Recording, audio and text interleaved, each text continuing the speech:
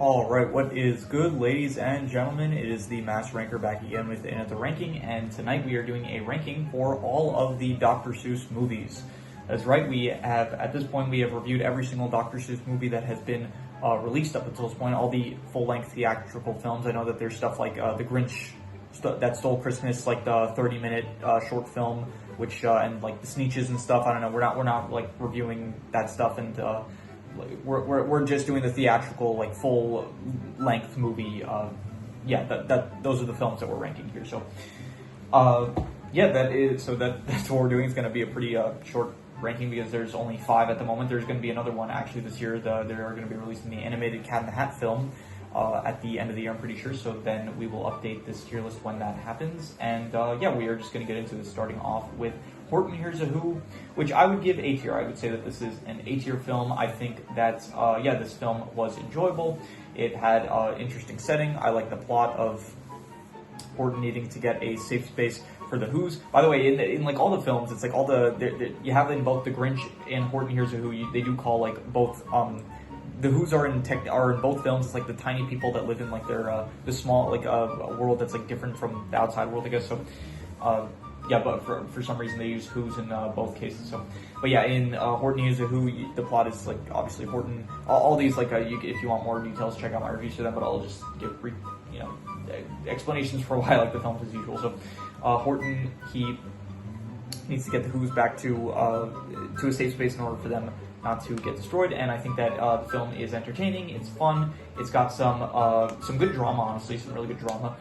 Some good, very, very, very dramatic moments, which I think work pretty well. I think that Jim Carrey does a great job. I think Steve Carell does a great job. I think honestly all the voice actors do a great job. Overall, it's a great film. I would say A tier, not good enough to be S tier, I would say, but definitely an A tier film. The Grinch, this is the animated Grinch film, which I was honestly surprised by on rewatch. I actually thought it was better than from what I remembered it being. I don't think it's an A tier film, but I will call it a B tier film. I do think that it was definitely very enjoyable, and I enjoyed it. It was like a pretty simple story about the Grinch, like most of the film, in contrast to the live action 2000 How the Grinch Stole Christmas film.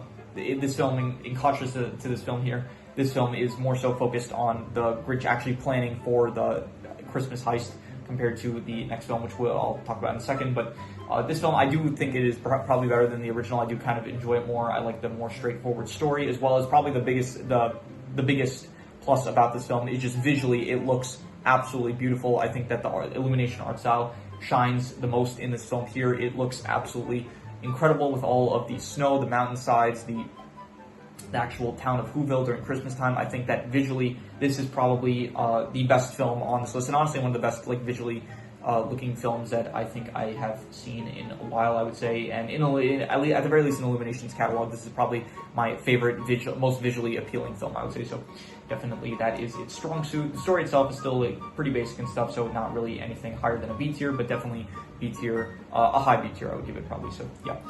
This is How the Grinch Stole Christmas. I'm gonna have to give this one C tier. I think it's still a good film, but definitely I think that it is. I honestly don't really know how it's rated amongst people, so I'm not gonna say it's like overrated because I don't really know what other people's consensus of the film is. On it, like as it is in all cases, feel free to leave your comments on your thoughts on any of these films, and I will most likely reply to them, and I'll agree or disagree with you. But this film, I thought that it was fine. It was still enjoyable. I guess I would still give it positive, so I'm gonna give it C tier.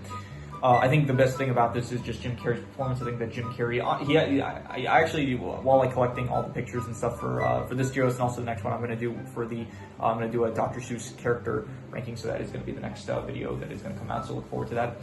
But Jim Carrey is apparently like pretty. He's in The Grinch. He voices Horton Hears a Who. So Jim Carrey, I guess maybe he's a Dr. Seuss fan. Maybe his casting agent's a Dr. Seuss fan. But something going on there. But anyway, I do think that Jim Carrey does a great job of the performance of the Grinch himself. I think that the comedy works pretty well. I do think that this film has some problems visually. It doesn't look as nice as the 2018 remake. I think honestly there's something going on with the lighting in this film. It doesn't look great at times. I think that the actual plot of the Grinch stealing Christmas is only focused on at like the very end in like the last, I think like the last 40 minutes of the film. That's like when the actual heist occurs and when he actually decides he's going to steal. Like it's like an hour 40-minute film. The first hour and stuff, it's like spent of actually establishing the Grinch and the Who's and the whole holiday cheermeister thing, and then only at like the very end of the film does he actually decide to steal. Does he decide to like steal the Christmas? And then he actually plans the theft, and then he goes through with the theft all in like the last, I think, 40 minutes or something, or maybe even 30 minutes. In contrast to like the remake, where it's like kind of towards the start, he actually decides he's going to steal Christmas, and then it's like you have a bit more time to actually plan it out and prepare for it, which I kind of preferred. So overall, I would say it's still a C-tier film. It's still like a good film. Honestly, I don't think that there's no bad Dr. Seuss films as of the moment. So hopefully that trend will continue with the new Cat in the Hat film that is going to come out. But yeah, at the moment, I would say that this is probably the weakest Dr. Seuss film that is currently out. But even so, it's still a C-tier. I would give it. So the Cat in the Hat, this one honestly surprised me because of like how. Like, I was thinking, okay, I know a lot of people, like, don't like this film, and I remember liking it as a kid, so I thought on rewatch I wouldn't like it as much because, like, maybe, I don't know, maybe I just realized that the humor just, like, was more so for kids or something like that, but honestly, this film surprised me with how good it still holds up to this day. I would give this an S tier. I think this is an S tier film. I stand by that. I think the comedy is incredible. I think the story is great. I think that the setting, it's very nice. I just reviewed this film just now. It was like the video before this one. It should be the review I did for The Cat in the Hat. So I do highly recommend you check out that review because it will put more of my, it's a more fresh take on like I recorded it like immediately after watching the film. So I think that if you do want to hear like more of my fresh thoughts on the film, I recommend checking that video out. But I do think that overall this is a very funny, interesting, just great film overall, great characters, great setting, great comedy, great just lessons, I guess, overall. And so, yeah, this is my favorite Dr. Seuss film that there is. Definite S-tier film, I would give it, and yeah. And then finally, the Lorax. Lorax, I'm going to give this A tier, and I think probably it's not as good as Horton Hears a Who. I do kind of like Horton Hears a Who a bit better, so I actually did a comparison video, and as of the moment, that is my second most viewed video on the channel is my comparison video that I did between Horton Hears a Who and the Lorax. So I don't remember which one. There's like all my comparisons. There's like the personal point that I give for which one I personally like better, and I don't remember which one I actually picked at the time. But I guess as I let my thoughts marinate more, I definitely think that probably Horton Hears a Who is, in my opinion, the better film. It's a bit more enjoyable. We're not here to compare the films. I'm supposed to be talking about the Lorax in this moment, so I think that Lorax, it's a good film. It's enjoyable. I do think that it's kind of split. It's kind of there's two plots of the film, one of Ted trying to get a tree in order to impress Aubrey, his crush, and the actual plot of the Lorax and the Onceler of like how all the trees ended up getting eradicated from I guess Thneedville and the outskirts of Thneedville, basically. So I think that the Onceler plotline with the Lorax is a lot more interesting than the Ted stuff. I think the Ted stuff, it's a bit basic and a bit kind of just like bit shallow for Ted's motivations of just wanting to get a tree in order to impress Aubrey. Eventually, I think he probably does understand the value of like trees and how they are important and stuff. The whole like movie is trying to portray a message of like trees are important and like nature should not be harmed and stuff, which I think is a good message to be pushing. And overall, I think that it's a good film. It's enjoyable. I think that though the Onceler and Lorax stuff is more effective, I think that it is just a much more interesting arc of this character of the Onceler that is.